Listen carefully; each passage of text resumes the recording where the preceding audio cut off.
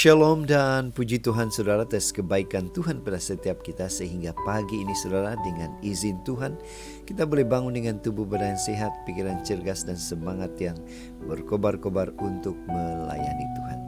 Untuk memulai renungan kita, mari kita berdoa. Bapa di sorga, terima kasih atas kebaikan-Mu karena bersama dengan kami pada pagi ini sementara kami mendengar mempelajari firman Tuhan. Dalam nama Yesus kami berdoa. Amin. Saudara dan saudari yang dikasihi dalam Kristus, tajuk renungan kita pada pagi ini ialah cacat rohani. Apakah ini boleh terjadi dalam hidup kita? Firman Tuhan di dalam 2 Samuel 14 ayat 25 mengatakan, di seluruh Israel tidak ada yang begitu banyak dipuji kecantikannya seperti Absalom. Dari telapak kakinya sampai hujung kepalanya tidak ada cacat padanya. Bacaan hari ini saya ambil di dalam buku 2 Samuel 14 ayat 25 hingga 30. Bahagian ini menceritakan kecantikan Absalom secara fisikal di pandangan manusia. Namun apa kata Nabi Samuel tentang kecantikan karakter atau tabiatnya atau rohaninya? Ada sebuah ilustrasi.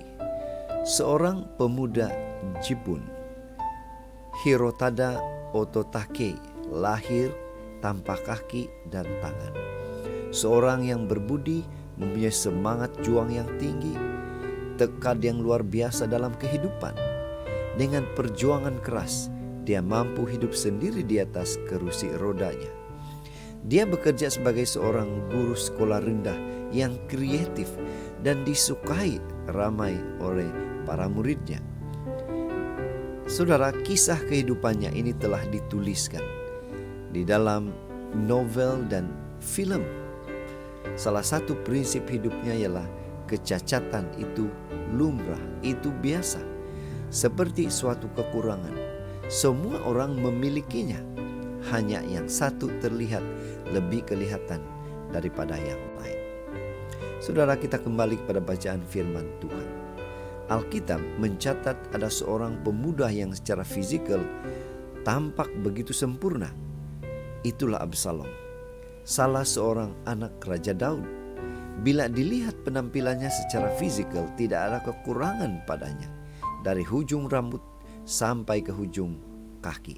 Tetapi kitab Samuel mengisahkan tabiat atau karakternya yang buruk dan kehidupannya yang begitu tragis.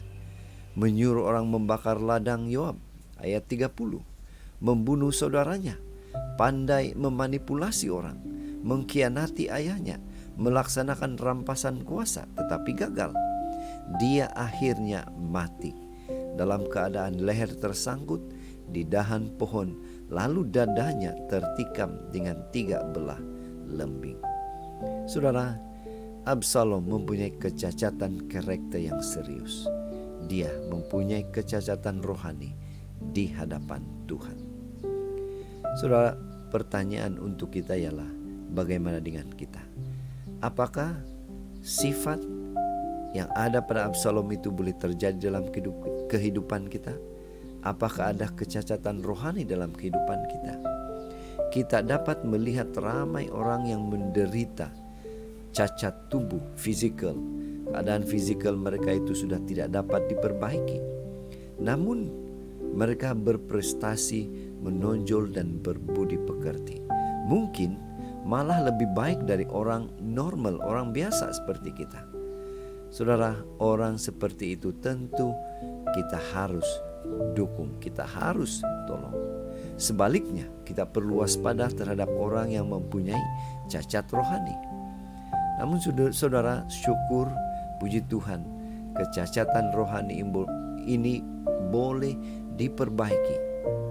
Bagaimana boleh diperbaiki? Dengan datang dan menyambut penebusan Tuhan. Itu makanya pertanyaan untuk kita pagi ini ialah, maukah kita merendahkan diri untuk memperoleh pemulihan dari Tuhan? Mari kita pergi saudara, mari kita datang kepada Tuhan. Itu sebabnya pada pagi ini mari kita ingatkan diri kita untuk menghulurkan bantuan kepada orang yang mungkin cacat fisikal. Namun bagi orang yang cacat rohani, mari kita datang kepada Tuhan. Mari kita membawa orang itu, mungkin kita secara pribadi, untuk apa? Menerima pemulihan dari Tuhan. Inilah doa dan harapan kita, saudara. Mari kita datang kepada Tuhan. Mari kita berserah kepada Tuhan.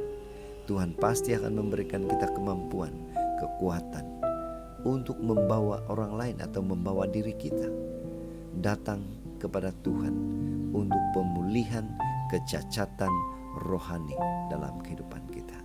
Mari saudara, kita tetap setia, tetap semangat, tetap positif, tetap sihat bersama dengan Tuhan sampai Maranatha. Tuhan memberkati kita. Mari kita berdoa. Bapa di syurga, sekali lagi Tuhan kami bersyukur, terima kasih karena Tuhan memberikan kami pengertian mengenai dengan kecacatan rohani dan kemampuan untuk datang kepada Tuhan untuk pemulihan. Dalam nama Yesus kami berdoa. Amin.